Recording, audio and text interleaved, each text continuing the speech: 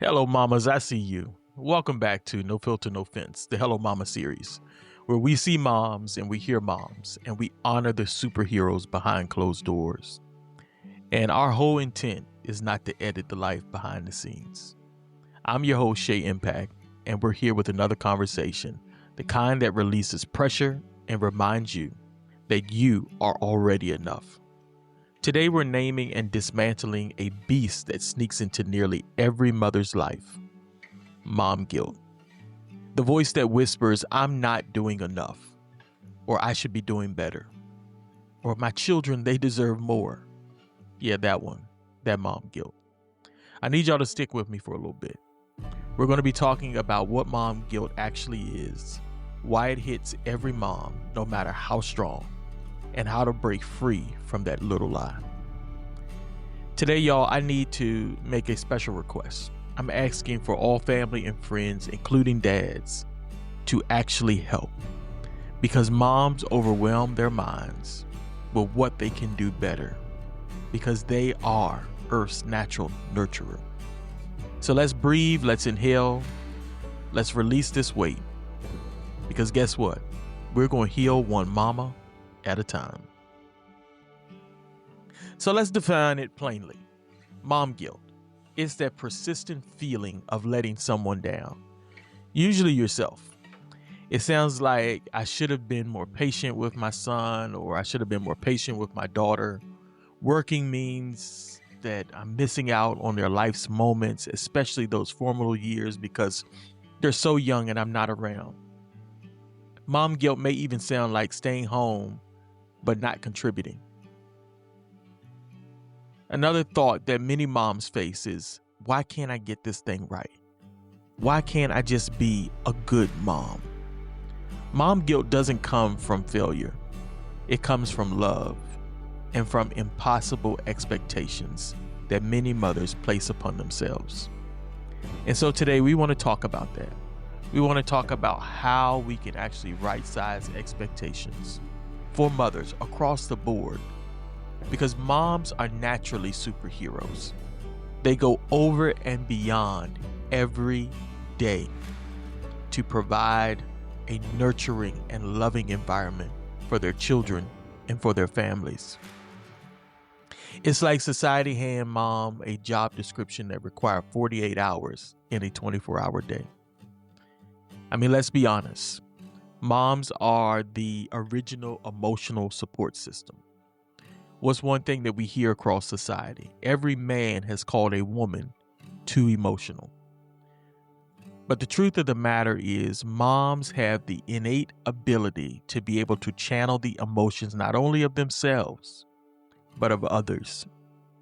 Our emotions are our internal barometers to tell us what we're feeling. And moms are wise enough to acknowledge those feelings because they affect our lives each and every day. The other thing that we don't talk about, many moms are the chefs of their home. Now, while in society we are seeing an increase and an uptick in men cooking in the home, that is not the case for many families. Moms still shoulder that burden of having to go to the store, pick up the right items, cook the food, and make sure that it tastes well so that their family isn't complaining. But who is there to shoulder that burden with them? Oftentimes, there's nobody, because a mom is just a mom each and every day. We rarely talk about the fact that moms are therapists. Usually, children, when they're going through tough times and having rough patches, who do they go to? They go to their moms. They ask for advice. What should I do, mom? How should I handle this? They look for their mom to help to re-secure them, especially when their emotions are out of whack. Moms are often the spiritual guides in their family. I mean, it is um, it's no wild guess that most moms are the ones who are active in their faiths, because moms actually channel their inner being, in which they work deep within their souls. They allow for the spirit to lead them. And oftentimes we call it a woman's intuition, but it's an innate ability that we all have, but moms do just a better job of channeling it. Hence why they're the spiritual guides. Let's talk about moms as nurses. When a child feels sick, who do they call? Mama. Mommy, can you help me? Moms are the ones who are driving the children to practice, getting them to their games, making sure that they get to school on time, making sure that they get to the doctors and to the dentist and all of those things that are required to ensure that our smaller humans are healthy. But nobody acknowledges that. We think that it's just a mom's job. Now, we talked a little bit earlier about moms being the spiritual guide and about moms also being the therapist, but we rarely talk about moms being the cheerleader because moms understand the importance of emotions. Moms are also out there cheering their children on, empowering them, and striving to ensure that the next generation is confident in their abilities and what it is that they bring to the table. And so that is important for us to acknowledge and recognize because moms are constantly doing the work. And if truth be told, what about when the kids get home from school? Since the beginning of school, when your child went into kindergarten or pre-K, moms were right there serving as the house and the homework manager, making sure that that additional work that our children had to get done got done. Sometimes even doing the project themselves because they want their children to be seen in a good light. That's the truth. We can't hide it. We can't sugarcoat it. Moms are super moms. They are superheroes. They have superpowers, but it doesn't mean that they don't need help. Last but certainly not least, moms serve as relationship maintainers.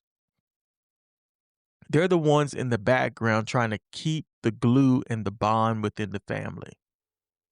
Oh, yes, the whole human being. They're focused on the dreams, they're focused on the goals, and they're focused on the needs of our children. And not only that, half the time they're denying their own so that they can ensure that everybody else is able to meet theirs. They're making room and time for their husbands to meet their goals, trying to keep the house quiet while the husband is so called, trying to work and make the money. But at the end of the day, this partnership is extremely important because moms deserve to have the same level of support that she provides everybody else. This is one thing that I want to share with moms today, that you are enough, that you do not have to shoulder that burden of guilt because you're expending more energy than most other people within your own family. Not because you've checked every box, but because you show up with love every day, whether you're exhausted or not. And so we recognize that mom guilt comes from these high expectations that moms place on themselves.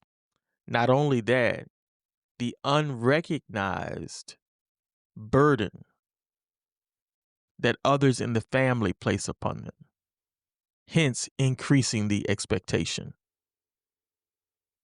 So why does this mom guilt happen?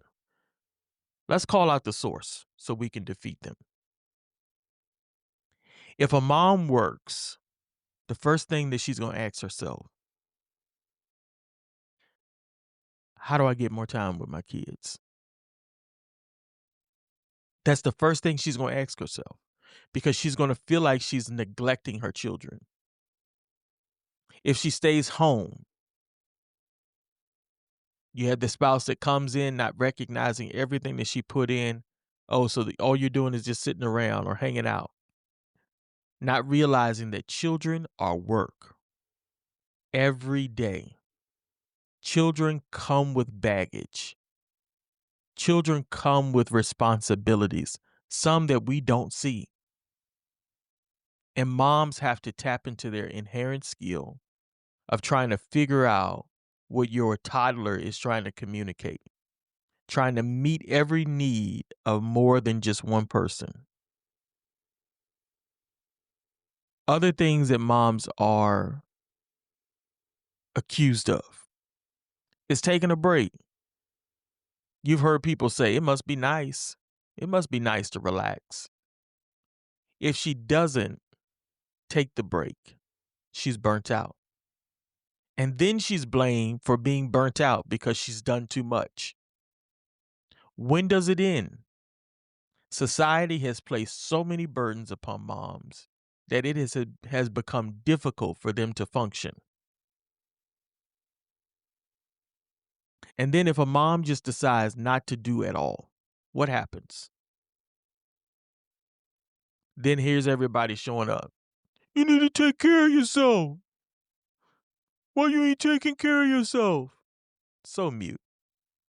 Moms can't win because the rules keep changing. They can't win because the rules keep changing. And it does not help that we live in comparison culture. Everywhere across social media, you will see another mother bashing another mother. Maybe not directly, but they are insinuating through their posts and through their little reels and videos that they're a better mom than other moms. Or telling men, I'm a much better woman than your wife is. Comparison culture has become a detriment to our society, and it is inflicting more wounds than it's helping us. All of the social media highlight reels of not real homes. That's really what it is, not real homes. People who are broadcasting and placing their cameras in different places and angles, trying to capture and cut their life to fit into a perfect Instagram reel to tell a story, a fiction story.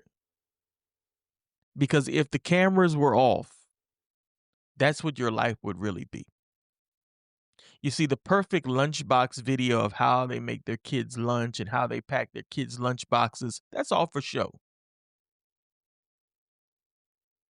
But real mamas who are trying to get the lunches packed, get the kids dressed, trying to get their eyes washed, teeth brushed, get them in school, they don't have time to throw a camera on. They don't have time to cut that sandwich nice and neat, evenly cut. They don't have time to put on a show for society.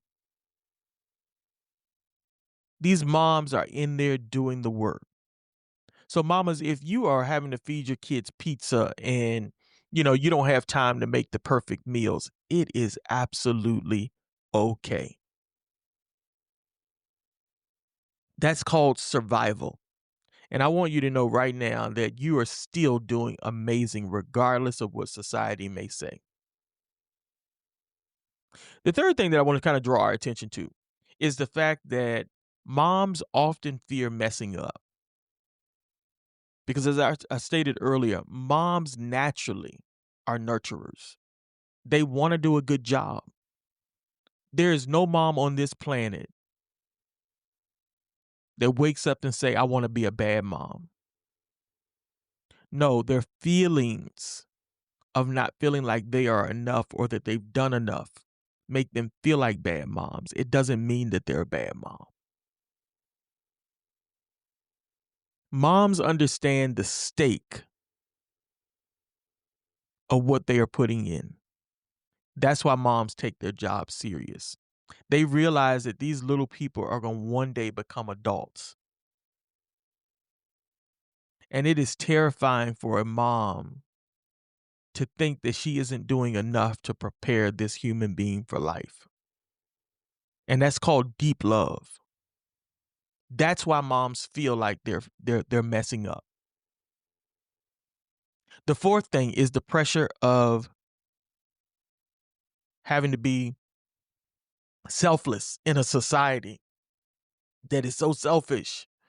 Moms are taught that loving themselves means neglecting their children. But this is the truth. When a mom is well, the family is well. Your wellness is their blessing, which is why it is important that we as family members, as fathers, as husbands, as support systems, show up and support them so that this guilt that they carry can be alleviated by the truth of support, the truth of love. You got to remember that moms often sit looking to see if her family is satisfied before she looks for her own satisfaction. Because moms get their joy from knowing that they've done their job. And it's time for us to do ours.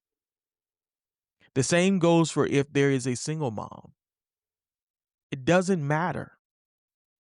If you are a family member and you have identified somebody in your family who is a single mom that requires some support and that is struggling right now with mom guilt, show up.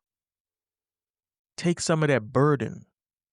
That's what we're supposed to do as human beings. We're here to live in harmony and be interdependent with one another.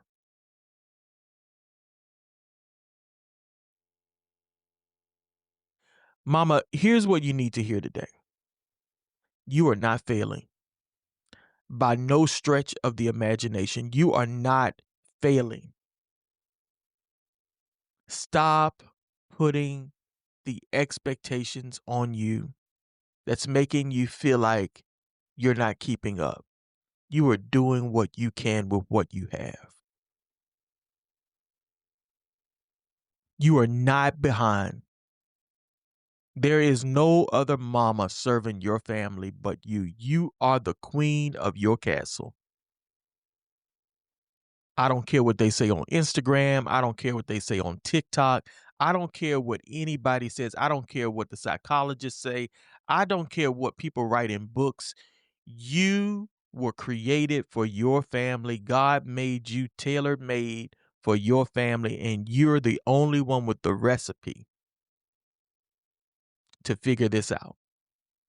Now, yeah, there are tips, there are tools, there's things that you can do better, right? All of us can do better at something. There's always room for improvement. But I want you to be reminded that you're not behind. Your kids don't need a perfect mom. They just need you. You see, love covers what knowledge hasn't reached yet. Your family will forgive you over and over. But it is time for you to tap into that same love and forgive yourself. Do not allow for your heart to harvest this level of guilt because you don't deserve it. You must remember every day you're learning. And guess what? Your kids are learning by grace too. They're watching you. So be kind with yourself. Be gentle with yourself. Love on yourself. Motherhood isn't fiction. It isn't carrying a camera around capturing every moment. Who cares what everybody else is doing? But what God is watching, He is watching what you're doing right now at home. How much time you are expending in loving on yourself. Because basically, how you treat others is how you're going to, or how you treat yourself. You should be treating yourself better than you treat others so that you can then treat them good. This is not a fiction story. There is no retake. There are no writers. There are no filters. There's no fences blocking you from what it is that you're supposed to do. You're just a real human being living a human experience as an adult. And that alone is sacred. So I want to give you some practical freedom strategies, something to help y'all out. Okay. Number one, I want you to celebrate the small wins daily. Celebrate them daily. Give yourself credit as much as you can. Did you keep your kids alive? When? Were they fed today? When? Did you give them a hug? That's a win. Were you able to protect them from hurt, harm, or danger while they were in your company? Win. That's a big win. Number two, set boundaries with your time and with your energy. Learn to say no to burnout because that's saying yes to you and it's saying yes to your baby's future. Ask for help. That's number 3. Don't be afraid to ask for help. Don't assume that somebody know what it is that you want. Just like Coach Chris said on the last episode, ask for help. If you don't, it's nobody's fault but your own. Superheroes have teams. Captain Planet, Power Rangers, everybody had teams. Because it takes more than just you to get it done. Number 4, reframe mistakes as growth moments. Instead of saying, I messed up, I'm modeling resilience. I got this. Well, I learned this from this experience. And then take what you learn and continue to build on it. Number 5, happy mama is greater than a perfect mama. Joy teaches us that we don't have to have perfection as long as we have joy in our heart. So, mama, your child looks at you as a hero. And I want you to look at you as a hero. They don't see the to-do list. All they see and they feel is love. Your presence outpower your performance, baby. You are building a legacy, one imperfect day at a time. And the future is better because you exist. So today I want you to drop the weight because you were never meant to carry it. And I want you to say this with me. I am enough. I'm doing enough. My children are blessed to have me. Let that be your daily mantra, your daily affirmation. Repeat it with me. I am enough. I am doing enough. My children are blessed to have me. Because when you start affirming yourself in that way, you will start reflecting and revisiting your day with greater grace and greater joy. And then let me talk to everybody else out here that loves these moms. Stop waiting until she breaks to ask her whether or not she needs help. Learn to notice her efforts. Take tasks off her plate without being asked. I hate to hear a husband say, well, you didn't ask me, but you see her struggling. Give these moms space to breathe and affirm her in front of her children. Show your children that your wife, your woman, your partner, your whatever is everything to you, that she means something to you. Ask, how can I support you today? That's different from, you didn't tell me. How is saying, how can I do this to meet your needs so that you can be satisfied? Stop judging her method and learn to honor her heart. If you love your children and you love the woman that you are with, you should love them enough to keep them alive by supporting them. Put respect on her name. Put appreciation in your actions. And put prayer around her life because you were created to cover her. Before we close today, I want to do something. I want you to think of one mom who is struggling right now with mom guilt, and I want you to text her. Text her, you're doing an amazing job, and I see you. Let's do our best to flood mothers with love every day. Overwhelm them with our support. If this episode spoke to you, I want you to share with a mom you love.